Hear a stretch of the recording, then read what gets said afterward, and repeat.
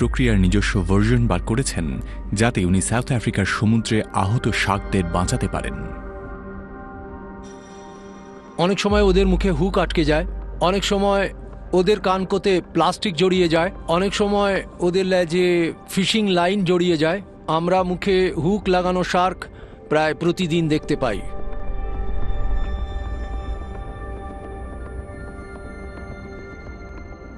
খুব হালকা মুভমেন্ট এবং ডরসাল ফিনে চাপ দিয়ে উনি শার্কদের একটা আচ্ছন্ন অবস্থার মধ্যে নিয়ে চলে যান।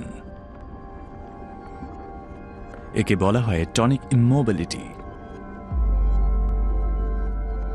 টনিক ইমোবিলিটি হলো যখন শার্কটা উল্টে যায় এবং স্বাভাবিক অবস্থার মধ্যেই থাকে, একদম শান্ত থাকে, রিল্যাক্সড, আর বেশ কয়েক মিনিট ওরা এই অবস্থায় থাকতে পারে।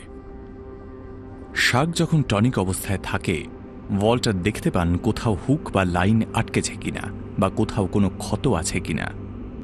এই ঘোলা জলের মধ্যে ওয়াল্টার নির্ভর করেন টাইমিং, দক্ষতা এবং ইনটুইশনের ওপর। আমার চিরকালই সেই সমস্ত ম্যাজিশিয়ানদের দারুণ লাগে যারা জংলি প্রাণীদের নিয়ে কাজ করেন, তবে শার্কদের নিয়ে ওনার এই কাজ দেখে আমার সত্যি অবাক লাগছে। প্রথমে শার্কটাকে তোমার দিকে নিজের থেকে আসতে দেবে, টুইস্ট করে ঠেলে দেবে এবং সঙ্গে সঙ্গে ওর ডরসেলটা ধরে ওকে উল্টে দেবে। আচ্ছা,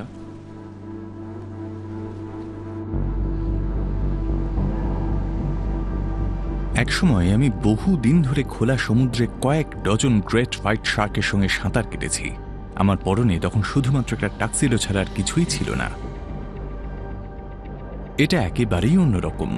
তখন আমি ওদের কষ্টের কথা সেভাবে ভাবছিলাম না, আর এখানে আমি ওদের সঙ্গে সোজাসুজি ইন্টারঅ্যাক্ট করতে পারছি আর চেষ্টা করছি এমন এক জংলি প্রাণীকে শান্ত আচ্ছন্ন অবস্থায় নিয়ে আসতে, যাকে ভয় পাওয়ার কথাই আমাদের শেখানো হয়েছে।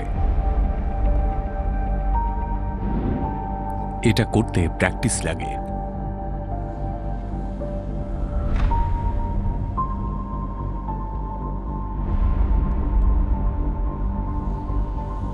ওয়াল্টারের নিজস্ব দক্ষতা এবং তার টেকনিক এমনভাবে কাজ করে যাতে বহুদিনের একটা বাধা দূর হয়ে যায়, আর আমি নিজেকে অনেক বেশি কানেক্টেড মনে করি।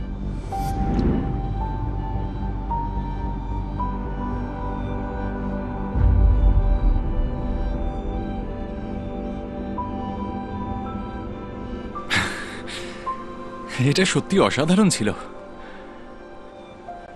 শার্ক নিয়ে আমাদের ভয় পেতে শেখানো হয়, আর আমাদের এই মিথটা ভাঙা উচিত যে শার্ক শুধু মারার চেষ্টা করতে থাকে।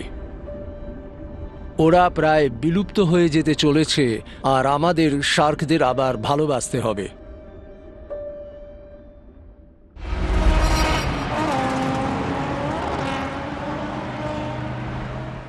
This is a secret.